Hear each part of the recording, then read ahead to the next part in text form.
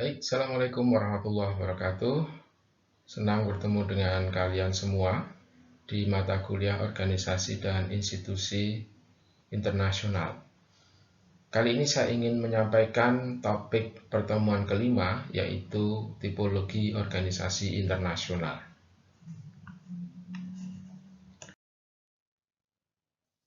Kita bisa membuat tipologi atau jenis-jenis organisasi internasional berdasarkan pada beberapa tolak ukur. Seperti yang pertama, ada tipologi OI berdasarkan pada keanggotaan.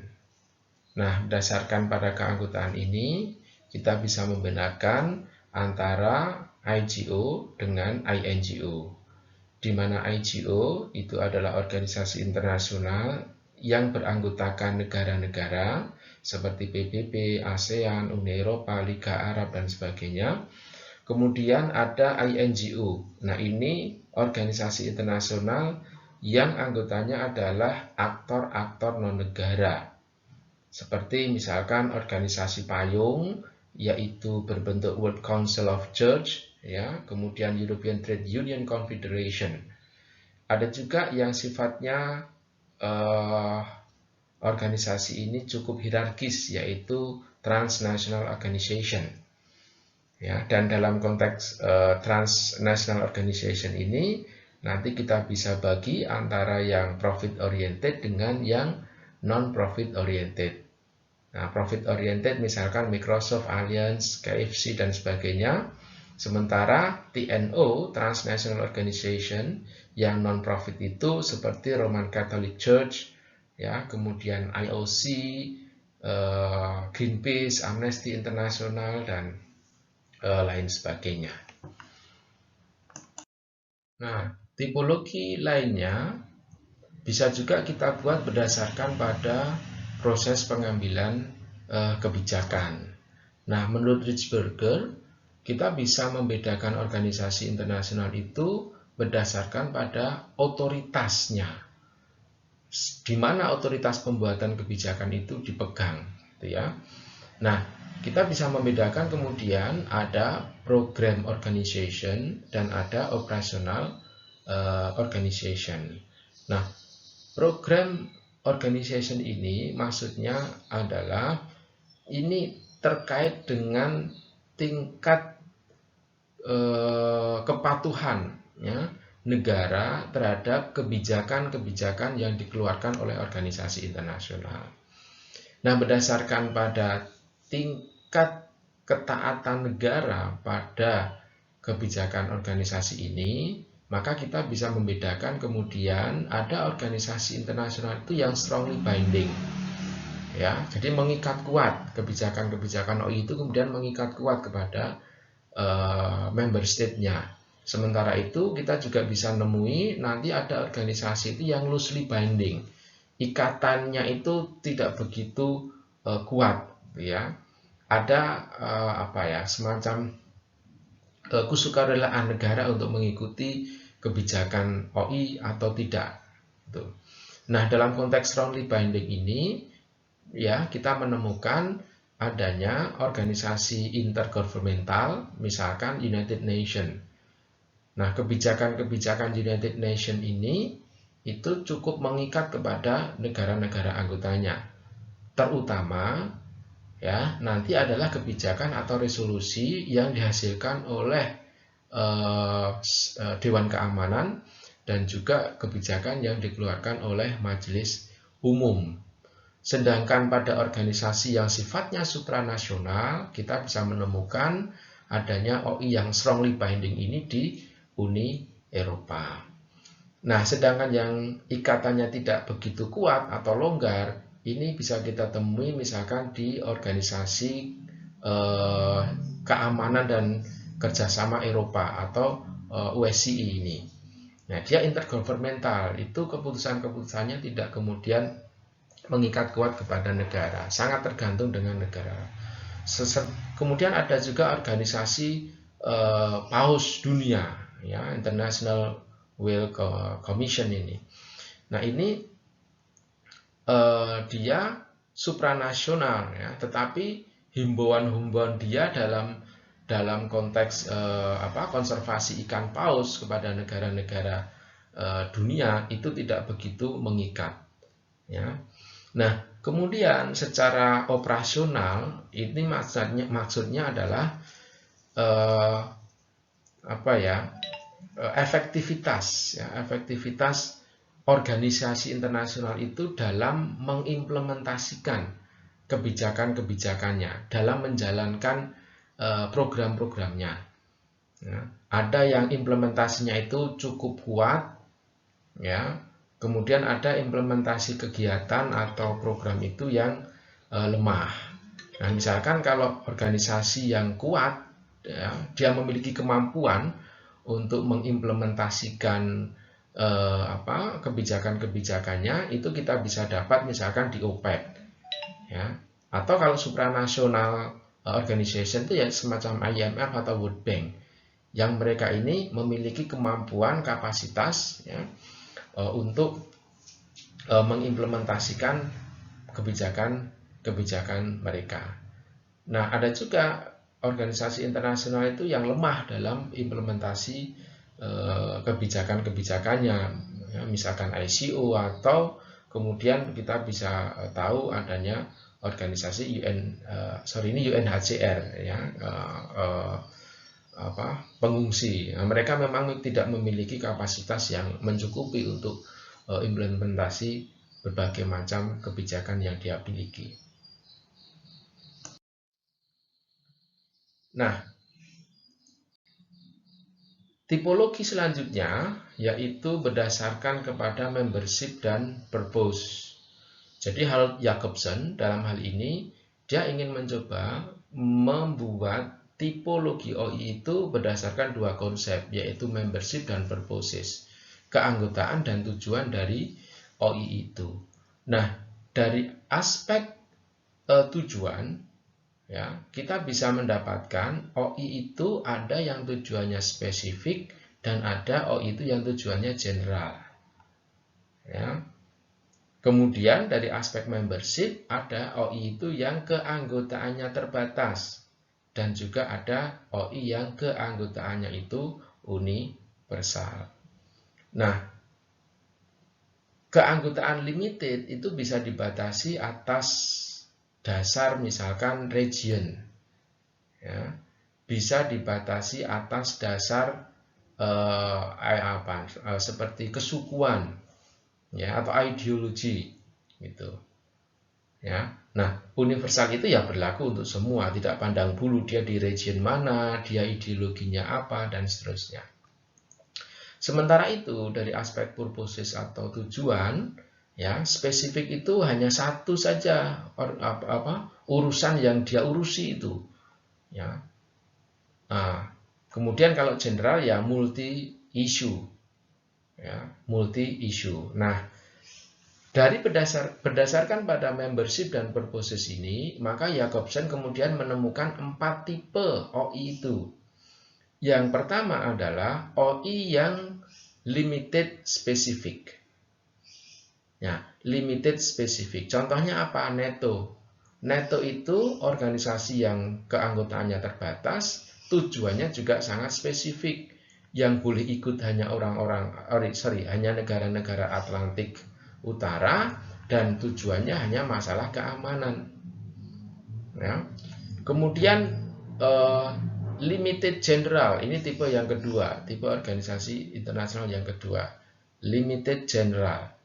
Keanggotaannya terbatas, tujuannya banyak atau multifungsi. Ya, misalkan EU. Nah, EU itu keanggotaannya hanya terbatas pada region. Kemudian ASEAN terbatas pada region juga. Tapi mereka mengerjakan banyak hal, isu ekonomi, isu budaya, isu politik, gitu ya. Bahkan EU ada isu-isu keamanan, ASEAN juga mengurusi isu-isu keamanan. Nah, tipologi yang ketiga yaitu OI yang keanggotaannya universal, tetapi tujuannya sangat spesifik. Misalkan World Health Organization ini, ya, WHO itu boleh semua negara ikut WHO. Dan tujuan WHO hanya ngurusi kesehatan, tidak yang lainnya. Demikian juga UNICEF. Jadi saudara-saudara, kebanyakan organisasi-organisasi khusus di bawah PBB itu masuk kategori universal spesifik. Nah, dan yang terakhir, tipologi OI dalam konteks membership dan purposes ini adalah universal general, yaitu contohnya adalah UN. Nah, UN itu boleh diikuti oleh semua negara dan dia mengurusi banyak sekali isu-isu. Ya. Yang terakhir, ini datang dari William de Coblin. Ya. Dia membedakan OI itu berdasarkan pada interaksi antara policy maker dengan policy influencer. Nah, apa itu policy maker? Policy maker itu adalah institusi atau lembaga di dalam OI yang dia memiliki otoritas untuk membuat kebijakan. Nah, sedangkan policy influencer itu adalah lembaga aktor yang dia bertugas atau memiliki fungsi ya mempengaruhi si pembuat kebijakan ini atau si policy maker. Nah, saudara-saudara, dalam konteks pemerintahan negara, maka kita bisa mendapati policy maker yang dimaksud di sini adalah lembaga legislatif, ada presiden, ada DPR. Sedangkan influencer ini bisa partai politik, bisa kelompok kepentingan, bisa individu. Gitu. Nah, bagaimana dalam konteks OI? Nah, dalam konteks OI, yang kita maksud dengan policy maker ini, menurut de Coblin, itu adalah Secretary General, ya, atau kepala ketua, kepala atau presiden dari organisasi internasional itu. Nah, sedangkan policy influencer menurut William de Coblin itu adalah member state-nya. Jadi member state ini adalah influencer yang paling penting, yang paling berpengaruh. Selain nanti kita juga bisa menemukan influencer lainnya itu misalkan organisasi internasional lainnya atau bisa juga dari INGO ya. Nah, itu bisa juga dia berperan sebagai influencer atau individu. Ya, itu bisa juga dengan sebagai influencer. Tapi dalam konteks William de Coblin sebenarnya dimaksud dengan policy maker itu adalah sekjen, sekretaris jenderal atau direktur jenderal, sedangkan influencernya itu adalah member state, negara anggota, ya. Nah, dalam hal ini Coblin kemudian menemukan adanya 3 tipe organisasi internasional. Yang pertama adalah PI dominan. PI itu maksudnya adalah policy influencer-nya itu dominan. Negara itu dominan mempengaruhi sekretari jenderal. Ya. Nah, kemudian yang kedua adalah policy maker-nya itu dominan, sekjennya itu dominan, ya, organisasi internasional itu dominan, ya, daripada pengaruh negara-negara anggotanya. Nah, sedangkan tipe yang ketiga itu yang disebut dengan OI pluralis.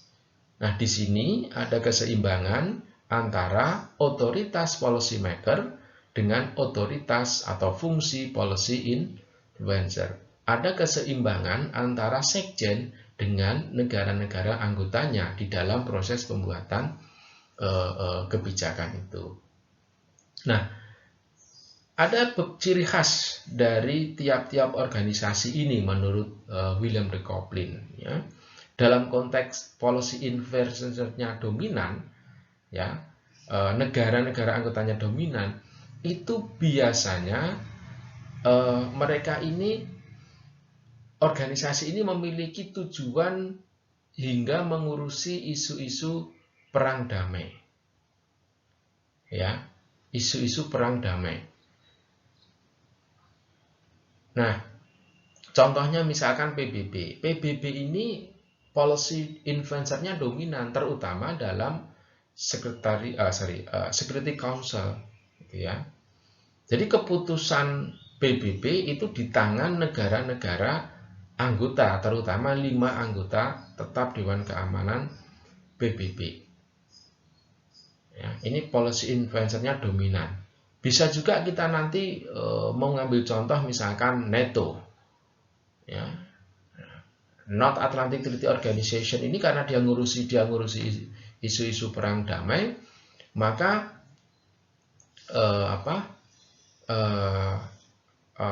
masuk dalam kategori PI dominan ini. Kemudian dalam isu-isu ekonomi sosial juga ada beberapa organisasi yang masuk dalam kategori PI dominan. Ya kita sebut saja misalkan Uni Eropa, terutama dalam konteks kerjasama intergovernmental pilarnya, yaitu Common Foreign Security Policy dan Justice Home Affairs. Nah itu dia PI-nya dominan, ya PI-nya dominan. Nah kemudian PM dominan. Apa ciri-ciri organisasi yang policy maker-nya itu dominan? Ini biasanya, organisasi ini biasanya dia tidak mengurusi isu-isu perang damai. Ya, tidak mengurusi isu-isu perang damai. PM dominan itu mereka lebih banyak bekerja pada isu-isu yang low politics. Misalkan kesehatan, misalkan teknologi, ilmu pengetahuan, komunikasi, dan sebagainya itu. Nah, dalam hal ini, kenapa kemudian policy maker itu menjadi dominan? Karena ada rasionalitas di dalam diri negara bahwa ketika urusan ini, misalkan urusan kesehatan, itu dikelola oleh organisasi, itu lebih efektif daripada diurusi negara-negara anggotanya. Jadi kenapa orang negara percaya kepada WHO? Karena negara-negara menganggap bahwa urusan kesehatan itu isu-isu yang sifatnya transnasional. Sehingga lebih mudah kalau dikelola oleh WHO, misalkan perang melawan COVID sekarang ini atau melawan HIV/AIDS ini. Nah, itu lebih efektif untuk dikelola WHO. Nah, ini mengapa kemudian WHO itu menjadi sangat dominan dalam pengambilan kebijakan atau aksi-aksi dalam isu-isu kesehatan. Ini policy maker-nya dominan. Jadi dia tidak bekerja pada isu-isu perang damai. OI ini bekerja pada isu-isu yang low politics. Nah, kemudian yang pluralis ini di tengah-tengah antara PI dominan dan PM dominan. Gitu ya. Ada sharing authority yang sama ya, dalam konteks pluralis ini. Nah, kita bisa ambil contoh pluralis ini dulu di masa Uni Eropa, tapi masih pada masa masyarakat ekonomi Eropa. Atau kalau kita bisa lihat sekarang ini misalkan di ASEAN itu cukup pluralis. Ya, ada sharing authority. EU pun sebenarnya ada juga sharing authority yang itu diatur secara lebih rigid di dalam proses pengambilan kebijakan, terutama pada skema co-decision, ya, di mana ada sharing authority antara parlemen dengan Council of European Union, ya, dan juga ada kontribusi dari Commission. Commission ini adalah policy maker. Nah, itu tipologi OI ya yang dikemukakan oleh William de Coplin. Nah,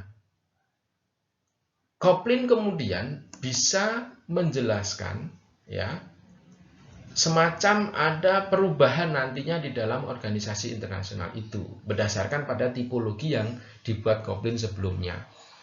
Nah, OI itu akan berkembang seperti ini ya. Jadi semula mungkin OI itu didominasi oleh policy maker. Ya.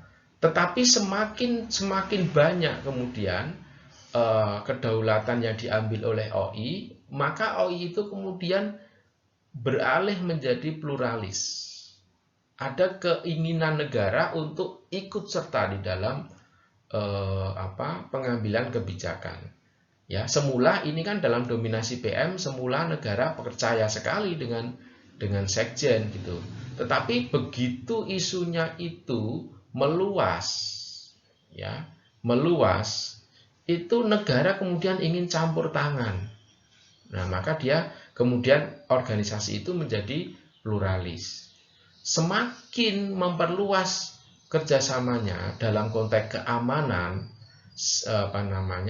kedaulatan, maka semakin negara itu ingin campur tangan di dalam organisasi itu, maka dia beralih kemudian organisasinya didominasi oleh PI.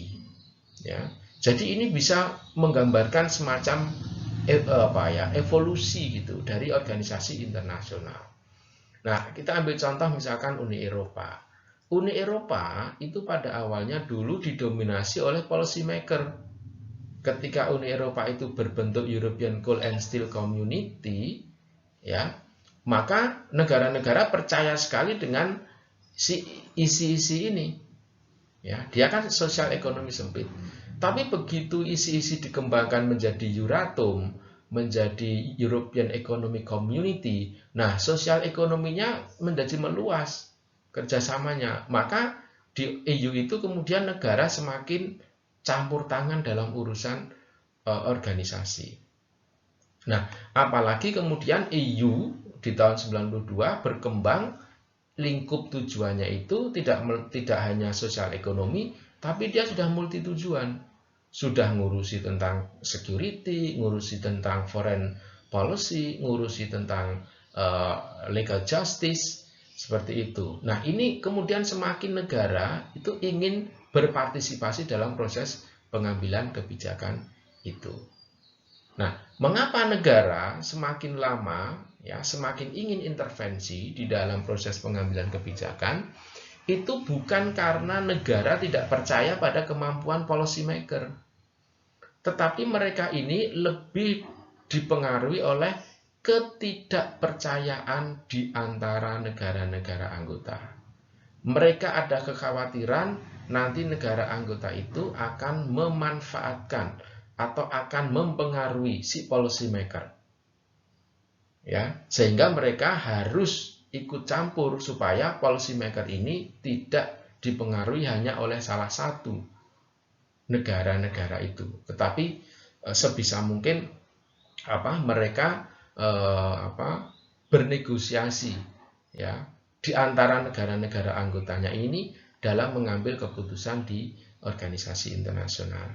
Jadi sekali lagi, kenapa negara mau intervensi dalam urusan decision making prosesnya di OI? Karena mereka saling curiga, ya, saling curiga di antara negara-negara anggotanya, ya, dan mereka kemudian memanfaatkan OI itu sebagai arena negosiasi bagi kepentingan masing-masing.